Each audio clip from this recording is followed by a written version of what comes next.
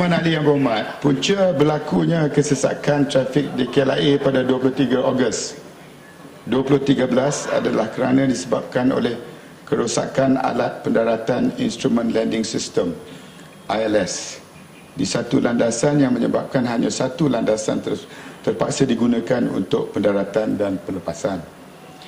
Manakala kesesakan trafik pada 25 Ogos berlaku kerana pergerakan angin memerlukan pertukaran arah pendaratan. Penukaran ini terpaksa dilaksanakan selepas 7 pesawat tidak dapat melakukan pendaratan pada permulaan tempoh peak arrival dengan izin disebabkan arah angin yang tidak mengizinkan.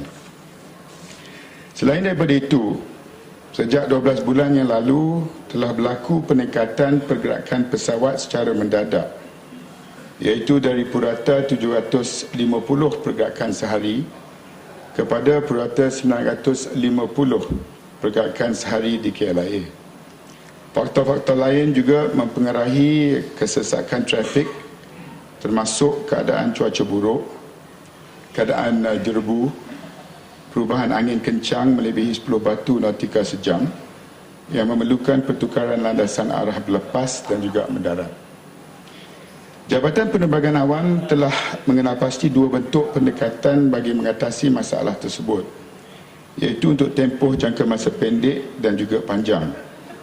Bagi tempoh jangka masa pendek, DCA telah menggunakan operasi secara semi-mixed mode apabila diperlukan, dengan mengambil kira nisbah pesawat mendarat berbanding pesawat berlepas.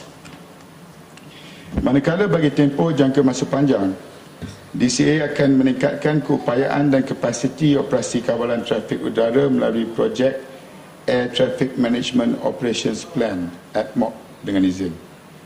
Keupayaan pergerakan keluar masuk pesawat dari KLIA sedia ada sebanyak 68 pergerakan pesawat sejam akan ditingkatkan dengan 78 pergerakan sejam termasuk pelaksanaan operasi pendaratan dan pelepasan serentak dari mana-mana dua landasan di KLIA dengan siapnya landasan ketiga di KLIA di bawah projek ATMOP.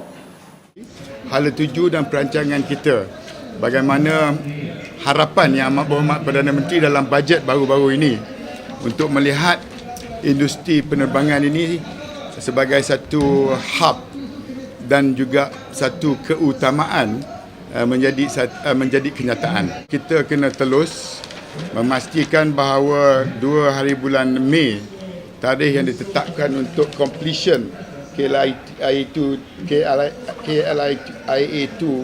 akan dapat dipenuhi tanpa apa-apa delay lagi.